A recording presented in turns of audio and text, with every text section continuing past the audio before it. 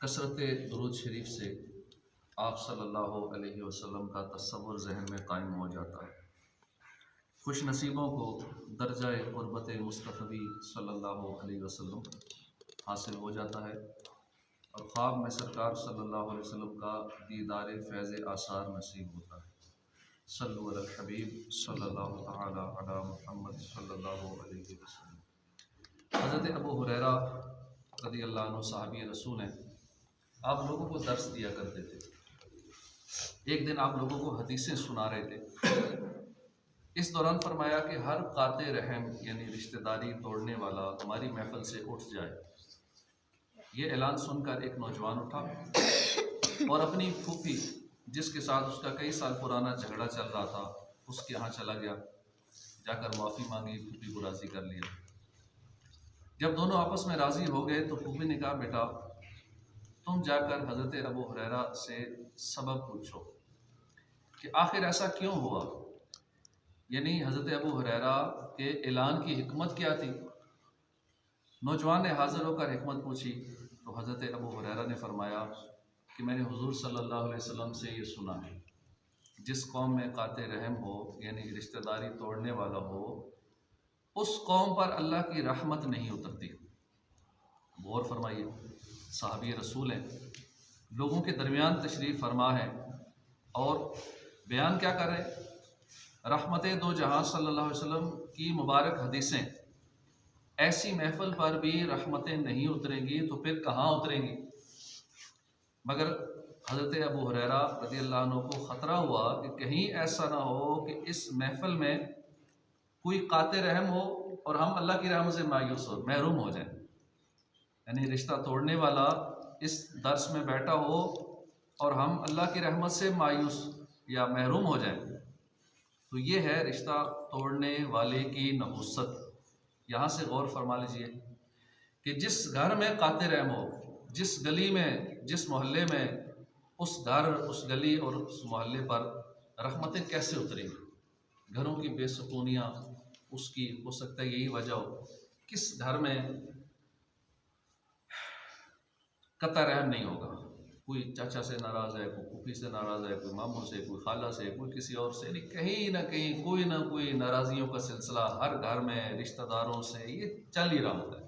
سگے بھائیوں سے ناراضگی ہے، بہنوں سے ناراضگی ہے، اور جو خود قاطع رحم ہے اس کے دل میں رحمت بھرا کلام قرآن کریم کیسے سمائے گا کہ جہاں بھی قاطع رحم ہو اس گھر میں، اس گلی میں، اس محلے میں بھی رحمت نہیں اترتی، تو خود اس کا اپنا حال کیا ہوگا، اس کے دل کی کیفیت کیا ہوگی۔ اس لیے ہم پر لازم ہے کہ ہم قطع رحمی سے پکی توبہ کریں، سچی توبہ کریں۔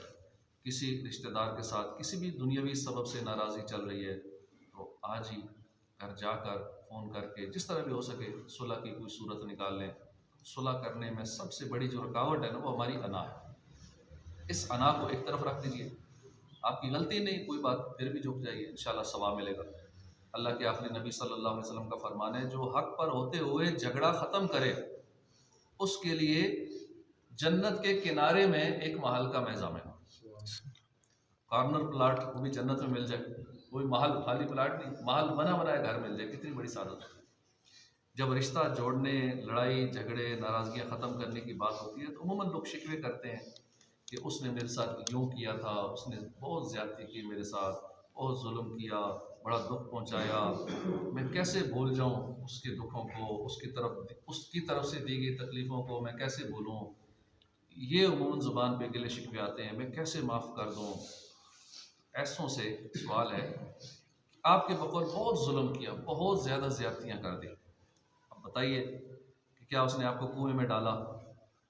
کیا اس کے سبب آپ اپنے ماں باپ سے دور ہوئے؟ کیا اس کے سبب آپ کو بازار میں بیچا گیا؟ کیا اس کے سبب آپ کو ناحق جیل کاٹنی پڑی؟ یہ سب کچھ حضرت یوسف علیہ السلام کے بھائیوں نے کیا۔ اس کے باوجود جب وہ بھائی یوسف علیہ السلام کے سامنے آئے تو آپ نے کیا کہا؟ قرآن میں اس کے یہ الفاظ موجود ہیں، پارہ 13 سورہ یوسف کی آیت نمبر 92 میں یہ موجود ہے کہ آپ نے فرمایا کہ آج تم پر کوئی ملامت نہیں، معاف کر دیا۔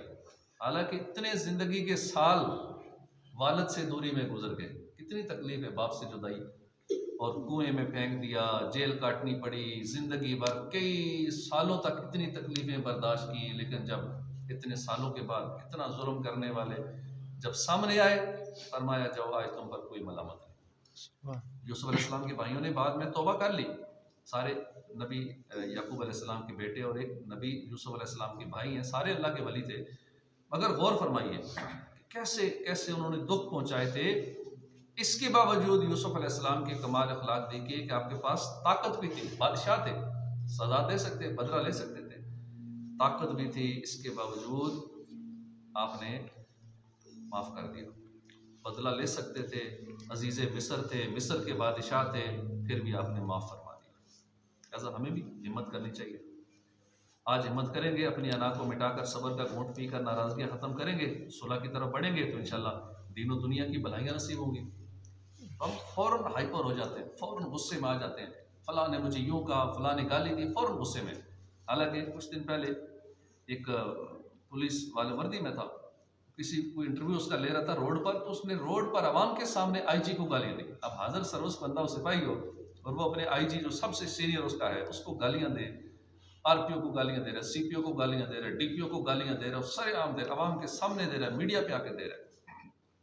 تو اگلے دن میں نے اسی کا انٹرویو دیکھا تو آئی جی نے اس کو اپنے گھر میں بٹھایا ہوا تھا، اس کو بھی، اس کی ماں کو بھی، اور اس کا علاج اس نے کروایا۔ اب بڑی خوشی ہوئی کہ ایسے بھی افسران ہیں ہمارے پولیس میں اور محکموں میں، اچھے لوگ بھی ہیں۔ اس نے اس کا باقاعدہ علاج کروایا، فوراً غصے میں نہیں ہو گیا، اس نے آئی جی کو، میں اس کا سب سے بڑا افسر، مجھے گالیاں دی، فوراً اس کو نوکری سے نکال دو، سزا دو، جیل میں ڈال دو، کچھ بھی کر سکتا تھا، لیگل ایکشن لے سکتا تھا، اس کے ہاتھ میں تھا، پاور ہے۔ لیکن اس نے وجہ معلوم کی، اس نے ایسا کیوں کیا، وجہ پتہ لگی کہ ایسی دماغ کی ایک بیماری ایسی ہوتی ہے کہ جس میں بندے سے کنٹرول نہیں ہوتا، کہ ذرا سا کوئی غصہ دلائے یا کچھ کر دینا تو وہ ہائپر ہو جاتا ہے، نہیں کچھ دیکھتا کہ بڑے سے بڑا افسر ہے یا جو بھی ہے نا، باقی معاملات میں ٹھیک ہوتا ہے، لیکن یہاں اس کا مائنڈ کام نہیں کرتا، گالیاں بھی دے گا، کچھ بھی کر ڈالے گا، اگلے کو مارے گا بھی۔ اس نے اس بیماری کو ٹریس آؤٹ کیا، اس کے لیے اس ڈاکٹر کا انتظام کیا، اسپیشلسٹ کا انتظام کیا، پھر اس کا علاج کروایا، اور پھر سب کے سامنے میڈیا پہ آ کے اس کی تعریف بھی کی، اور بدلہ نہیں لیا، اگلے کے ساتھ احسان کر دیا۔ ایسے لوگ اپنی دنیا میں موجود ہیں، ہمیں بھی اس طرح صبر والا، پیشنٹ والا ہونا چاہیے۔ ہمیں ذرا تو گالی دے اور بھڑک اٹھیں گے، جیسے کہ ہمارا کنٹرول کسی اور کے ہاتھ میں ہے۔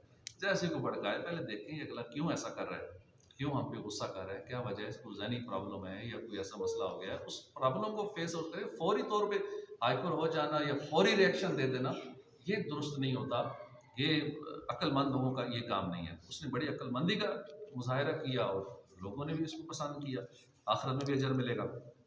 تو ہمیں اپنے رشتہ داروں کے ساتھ، دیگر لوگوں کے ساتھ صلح ہی رکھنی چاہیے اور قطع رحمی سے بچنا چاہیے۔ یوسف علیہ السلام کی مثال ہمارے سامنے ہے، ہمیں بھی اپنی انا کو مٹا کے صبر کا گھونٹ پی کر ناراضگیاں ختم کریں، صلح کی طرف بڑھیں، انشاءاللہ دین و دنیا کی بھلائیاں نصیب ہوں گی۔ فقی ابو لیث سمرقندی فرماتے ہیں صلہ رحمی کرنے کے 10 فائدے ہیں، اللہ کی رضا حاصل ہوتی ہے، سب سے بڑی بات اللہ راضی ہو جاتا ہے، صلہ رحمی راضی ہونے سے، صلح کرنے سے لوگوں کی خوشی کا سبب ہے، فرشتے خوش ہوتے ہیں کہ یہ بندے آپس میں راضی ہو گئے ہیں، فرشتوں کو خوشی ہوتی ہے، مسلمانوں کی طرف سے اس شخص کی تعریف ہوتی ہے، شیطان کو رنج پہنچتا ہے، عمر بڑھتی ہے، رزق بڑھتا ہے، جو رشتہ دار فوت ہو گئے ہیں، آباء و اجداد فوت ہو گئے ہیں، وہ خوش ہوتے ہیں، کیونکہ پیچھے سے تو ایک ہی اولاد کے ہوں گے نا، جو بھی آپس میں کزن ہے، چاچا تایا آگے پیچھے ہیں، پیچھے سے تو باپ دادا ایک ہی ہے، تو وہ خوش ہوتے ہیں کہ چلو شکر ہے میرے پوتے میری اولاد میں سے یہ دور تھے، ناراض تھے، اب راضی ہو گئے۔ اپنے بڑوں کی روح خوش کرنے کے لیے آپس میں ناراضگی ختم کر دیں، آپس میں محبت بڑھتی ہے اس سے، اور وفات کے بعد اس کے ثواب میں اضافہ ہو جاتا ہے، کیونکہ لوگ اس کے حق میں دعائے خیر کرتے ہیں۔ اللہ پاک ہمیں صلہ رحمی کرنے والا، رشتے جوڑنے والا، لوگوں کے ساتھ نیک سلوک کرنے والا بننے کی توفیق عطا فرمائے۔